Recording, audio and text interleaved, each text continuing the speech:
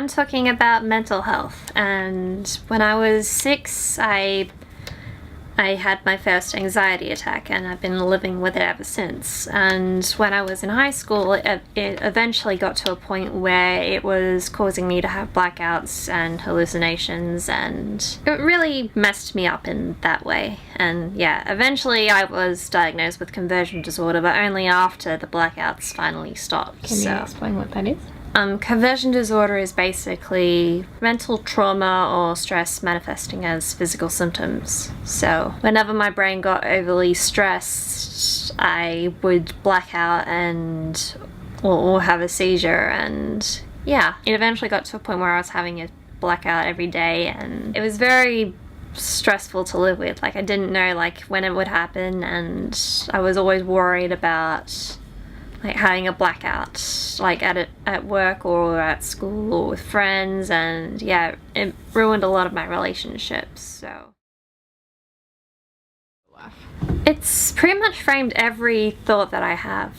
It's in your head, and you can't really, there's not much you can do about it. It's hard to know how to fix something that's purely in your head. You don't know whether what you're thinking is right or wrong, or I'll have days where I'm wondering, do I really feel this way, or is it just my mental illness telling me that it's true? And it really messes up your view of reality, and especially your opinion of yourself. You don't know, you always feel oh, well, I'm probably not the best person to do this because I think like this, and view of reality is probably compromised. I probably shouldn't be the best person to do this thing.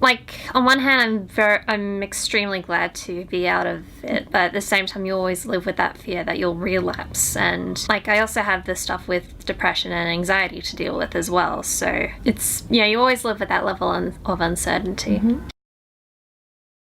In fiction specifically, whenever someone suffers from mental health issue, it's often used either as a gag or it's used to over-dramatize things. Oh god, now I'm thinking of 13 Reasons Why. I hate it. It's good in that it's got people to start a conversation about mental health, but the problem is it's not really a good depiction of mental health, in my opinion. Well, in the depiction of Hannah's depression, it's pretty accurate. But yeah, the problem is they don't specifically say that she has depression at all.